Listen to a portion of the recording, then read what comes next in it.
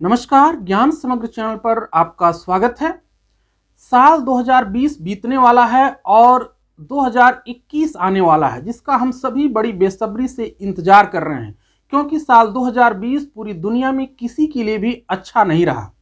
Corona के रूप में सबसे बड़ी महामारी का सामना करना पड़ा, जिसमें दुनिया भर में अब तक 17,50,000 से ज़्यादा लोग अपनी जान गंवा चुके हैं। पूरी दुनिया में भयानक आर्थिक मंदी आई, समस्त व्यापारिक गतिविधियां ठप हुई, लोगों को अपने घरों में रहने के लिए बाध्य होना पड़ा। इसके साथ ही अजरबैजान और आर्मेनिया में बड़े युद्ध लड़े गए। नाइजीरिया और फ्रांस में बड़ी आतंकवादी घटनाएं हुई। भारत के लिए भी यह वर्ष अच्छा नहीं रहा।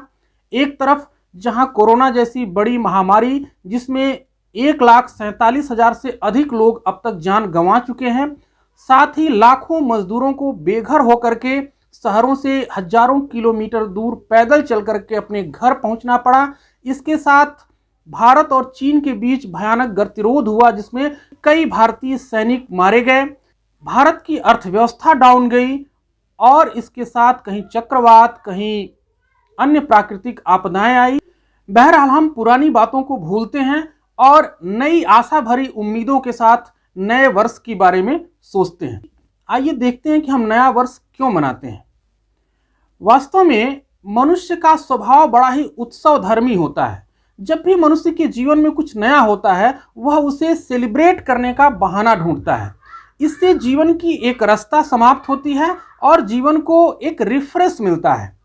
लेकिन क्या हो जब आपको पता चले कि जिस 1 जनवरी को आप नया साल मनाते हैं, वह जनवरी महीना ही पुराने कैलेंडर में नहीं हुआ करता था। तो आइए देखते हैं इस वीडियो में कैलेंडर की शुरुआत कब से हुई, कैलेंडर में जनवरी महीना कब जोड़ा गया, ग्रेगोरियन कैलेंडर क्या है, भारतीय कैलेंडर और ग्रेगोरियन कैलेंडर में अंतर क्या है, और नया वर्ष हम 1 जनवरी को क्यों मनाते हैं और इसकी शुरुआत कब से हुई। अति प्राचीन काल से ही अलग अलग सभ्यताओं में मनुष्य समय का अनुमान आकाश में सूर्य और चंद्रमा की स्थितियों को देखकर लगाया करता था। इसके बाद अपने अपने विश्वास के हिसाब से हर वर्ष अपने धार्मिक पर्वों व त्योहारों को मनाने के लिए एक निश्चित दिन तय करने के लिए अलग अलग सभ्यताओं में कैलेंडर का आविष्कार किया गया। इसके लिए भी आकाशीय पिंडों जैसे सूर्य, चंद्रमा आदि की गति और स्थिति का सहारा लिया गया। प्रमुख रूप से चंद्रमा की गति पर आधारित कैलेंडर को लूनर कैलेंडर या चंद्र पंचांग तथा सूर्य की गति पर आधारित कैलेंडर को सोलर कैलेंडर या सौर पंचांग कहा जाता है। पश्चिम में प्रचलित सबसे प्राचीन हिब्रू कैलेंडर को अन्ना मुंडी कैलेंडर कहते हैं। अन्ना मुंडी हिब्रू भाषा का शब्द है, जिसका अर्थ होता है in the year of world, यानी संसार की रचना का वर्ष। ऐसा माना जाता है कि इस कैलेंडर का आरंभ धरती की रचना के दिन से हुआ था। 715 से 673 ईस्वी पूर्व में रोमन सम्राट न्यूमा पैम्पिलस ने रोमन रिपब्लिक कैलेंडर को रिवाइज करके जनवरी और फरवरी 2 और महीनों को जोड़ा। इसके पहले कैलेंडर में मार्च से लेकर दिसंबर तक केवल 10 महीने होते थे।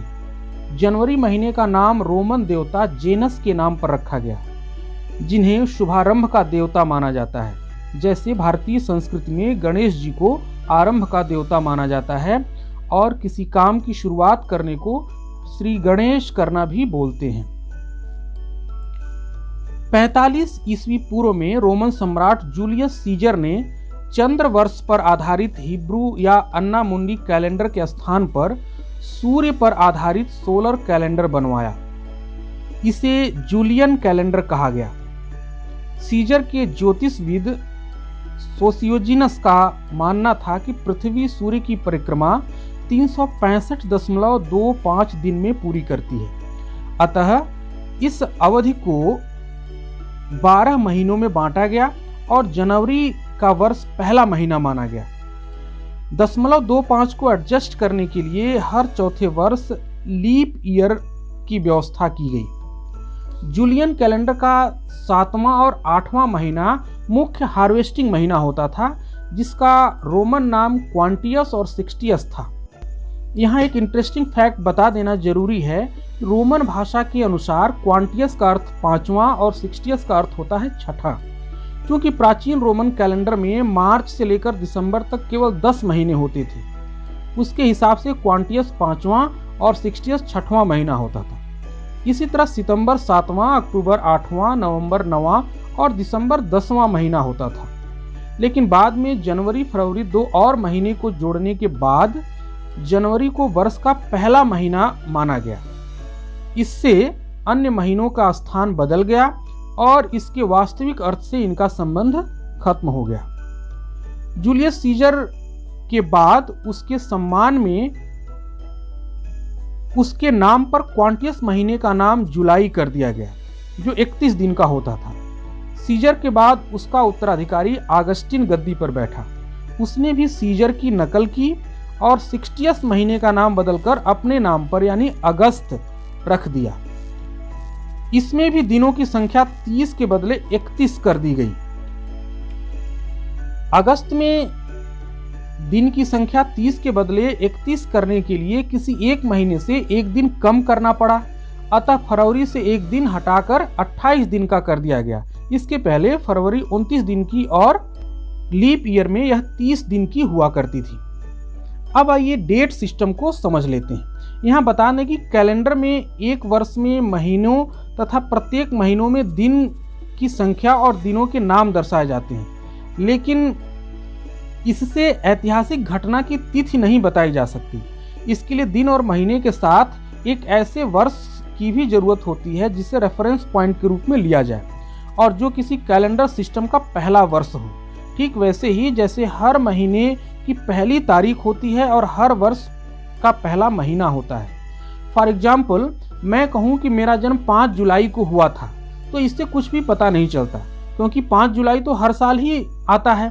अतः हमें वर्ष भी बताना पड़ेगा, लेकिन वर्ष बताने के लिए हमें एक ऐसे रेफरेंस पॉइंट की जरूरत होती है जहां से वर्ष की गणना आरंभ हुई हो, जो कैलेंडर सिस्टम का पहला वर्ष हो। प्राचीन हिब्रू या अन्नो मुंडी कैलेंडर का पहला वर्ष धरती की रचना का वर्ष माना जाता था। यह बात बड़ी अजीब लगती थी, क्योंकि कोई नहीं जानता कि धरती की रचना ठीक कितने वर्ष पहले हुई थी।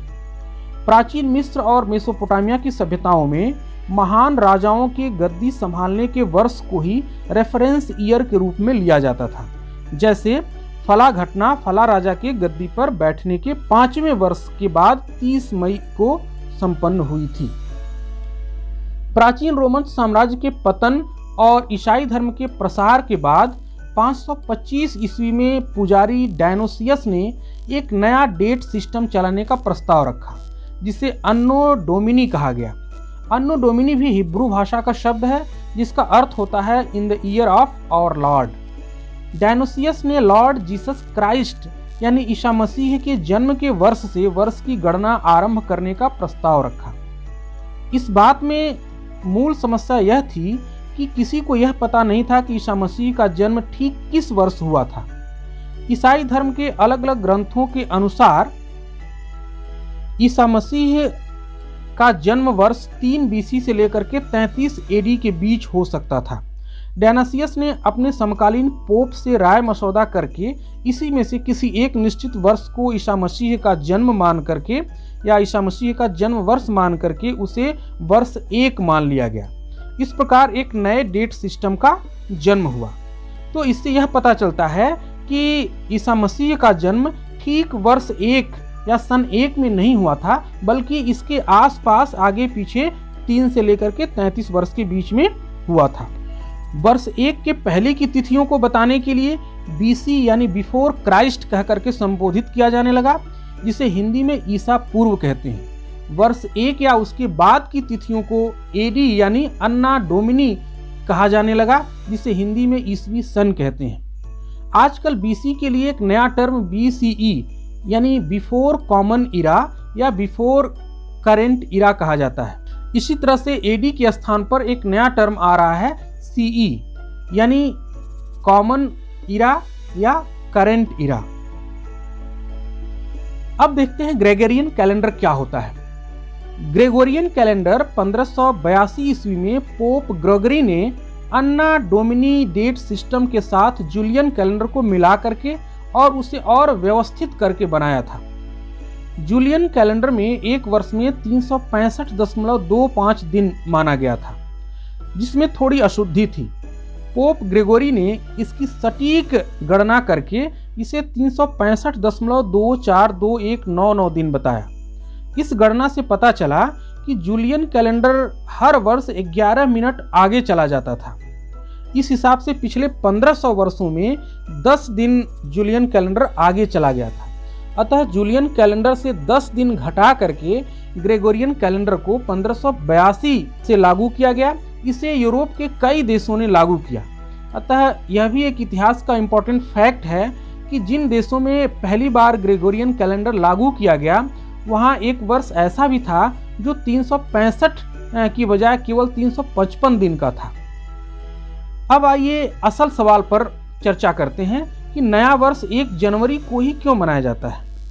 जूलियन कैलेंडर और ग्रेगोरियन कैलेंडर में जनवरी से नए वर्ष की शुरुआत मानने के बावजूद अधिकांश देशों में नया वर्ष मार्च में मनाया जाता था। असल में प्राचीन काल से ही नया वर्ष नई फसल की हार्वेस्टिंग से जुड़ा रहा, अतः इसे मार्च में ही मनाया जाता था।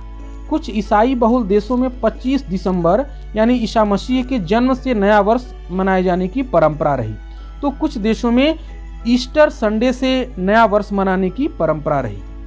आज जब मैं यह वीडियो रिकॉर्ड कर रहा हूँ तो 25 दिसंबर यानी क्रिसमस है। इस दिन को ईसा मसीह के जन्मदिन के रूप में मनाया जाता है। अन्ना डोमिनी कैलेंडर या ग्रेगोरियन कैलेंडर के अनुसार ईस्वी सन 1 को ईसा मसीह का जन्म वर्ष माना जाता है। एज पर रिकॉर्ड पहला क्रिसमस 25 दिसंबर 336 ईस्वी को मनाया गया, जब रोम में पहला ईसाई सम्राट कॉन्स्टेंटाइन गद्दी पर बैठा था। अब आइए चलते हैं मूल विषय पे। हालांकि यूरोप के कई देशों ने ग्रेगोरियन कैलेंडर को पहले ही अपना लिया था, पर ब्रिटेन ने इसे 1752 में अपनाया। वास्तव में 1751 ईस्वी में ब्रिटिश पार्लियामेंट में कैलेंडर एक्ट पास किया गया, जिसमें 1752 के 1 जनवरी से ग्रेगोरियन कैलेंडर अपनाने की बात कही गई थी। साथ ही यह भी कहा गया कि ब्रिटेन तथा ब्रिटेन शासित सभी देशों में 25 मार्च की जगह अब से 1 जनवरी को नया वर्ष मनाया जाएगा, और ब्रिटेन शासित देशों में उस समय भारत भी था। एक और तथ्य इस संबंध में जानना जरूरी है कि 1751 तक अंग्रेज भारत में अपनी जड़ें जमा चुके थे। उन्होंने कई भारतीय कैलेंडर सिस्टम का अध्ययन किया जो भारत में प्रचलित थे, और इनमें से प्रत्येक कैलेंडर सिस्टम किसी न किसी महान शासक के नाम से आरंभ होते थे। उन्हें भी अपने राजा के नाम पर नया वर्ष मनाने के लिए 1 जनवरी को नया वर्ष मनाने की परंपरा आरंभ करनी थी। अतः उन्होंने भी 1 जनवरी से नया वर्ष मनाने की परंपरा शुरू की, क्योंकि 1 जनवरी को ही उनके राजा किंग जॉर्ज का जन्म हुआ था। इस प्रकार ब्रिटिश पार्लियामेंट द्वारा पारित कैलेंडर एक्ट के तहत ब्रिटेन तथा ब्रिटेन शासित संपूर्ण उपनिवेशों में 1 जनवरी से नया वर्ष मनाने की परंपरा शुरू हुई, और धीरे धीरे यह चलन पूरे विश्व में फैल गया। आइए अब समझते हैं कि भारतीय कैलेंडर और ग्रेगोरियन कैलेंडर में क्या अंतर है। यूं तो आज धीरे धीरे सभी देशों ने ग्रेगोरियन कैलेंडर को अपना लिया है, जिसमें भारत भी शामिल है, लेकिन कई देश अपने परंपरागत कैलेंडर का भी प्रयोग करते हैं। भारत में भी ग्रेगोरियन कैलेंडर के साथ कई भारतीय कैलेंडर सिस्टम को मान्यता प्राप्त है। संस्कृत में कैलेंडर को पंचांग कहा जाता है। भारतीय धर्मशास्त्रों में अति प्राचीन काल से ही कई पंचांग और तिथि गणना पद्धतियों का उल्लेख मिलता है, जैसे कल्पाब्द संवत, सृष्ट संवत, सप्तर्षि संवत, जिनका संबंध सृष्टि की रचना के साथ जोड़ा जाता है।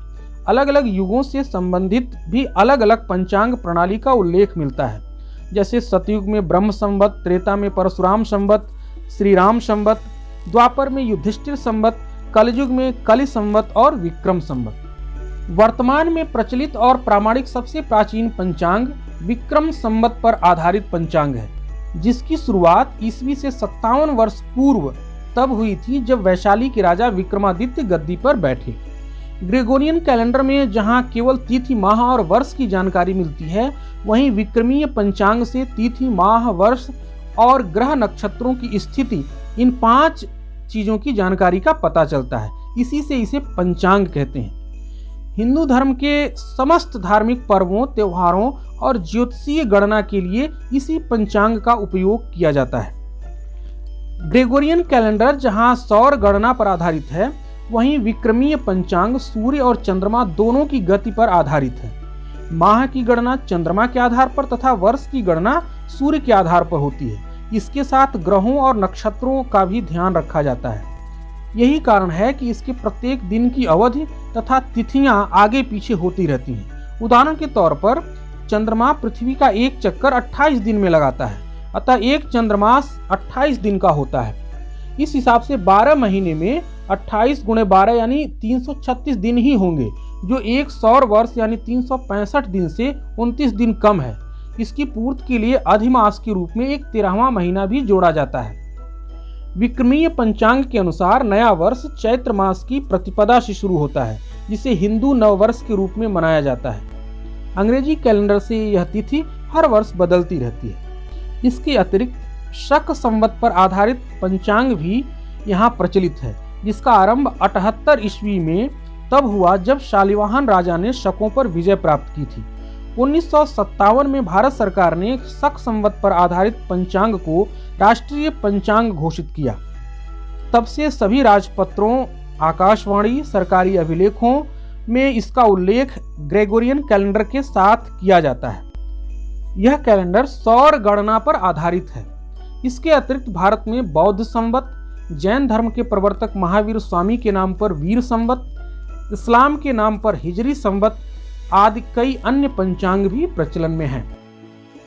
तो उम्मीद है यह जानकारी आपको अच्छी लगी होगी। अगर अच्छी लगी तो आप कुछ मत कीजिए, बस चैनल को सब्सक्राइब कर लीजिए और बेल आइकन दबा करके नोटिफिकेशन ऑन कर लीजिए। इसी के साथ मैरी क्रिसमस और happy new year. Thank you.